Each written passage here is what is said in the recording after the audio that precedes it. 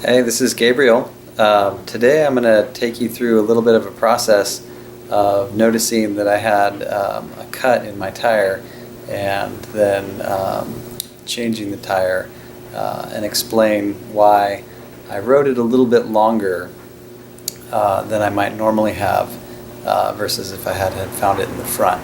So because it was in the back tire, I was okay with riding it for a little bit, but I was taking it more easy and I wasn't going long distance or doing too technical of bike handling things like fast cornering and stuff like that. If it was the front tire, I'd be more concerned because if there's a blowout in the front, you're more likely to flip over the bars. The back tire also could cause you to crash if you have a hard blowout, especially while you're cornering, but it's not as likely to do that, and it's not as likely to cause you to have a really bad crash, like getting catapulted off of your bike. So one of the things that I think is really good for safety in terms of checking your bike is checking your tires regularly. Also, changing your tires and a new back tire especially can be really good for rolling resistance and acceleration performance and stuff like that. So I'm going to change my tire today, and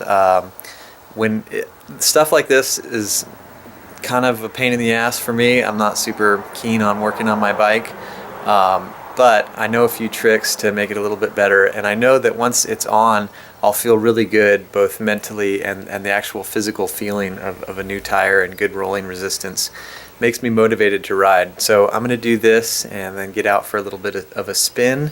And also, it's looking like there'll be more rain riding in the future. The forecast calls for like 8 days of rain, so it'll feel good. It'll be good peace of mind to know that I've got good tires going in on some of these wet days.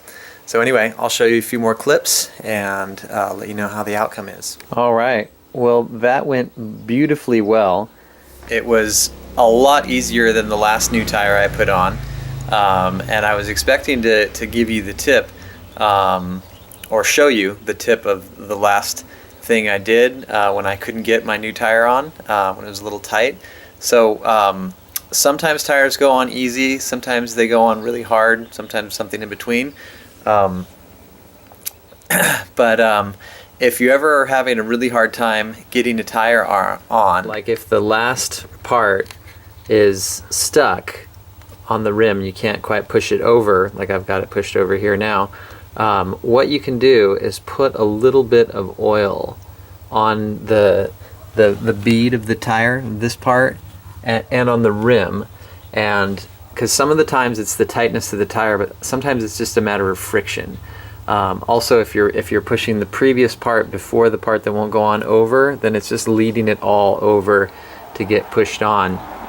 But the oil worked like a charm last time, and I was really frustrated up until the point I YouTubed how to put a tire on that's not going on easily and saw that tip, and it worked out really well. So if you do that, of course, you got to clean the rim extremely well, especially if it's the front. Otherwise, it can not just make noise, but cause trouble and be dangerous when you're braking and descending. So a little bit of information. I'm really excited to take my bike out for a ride now.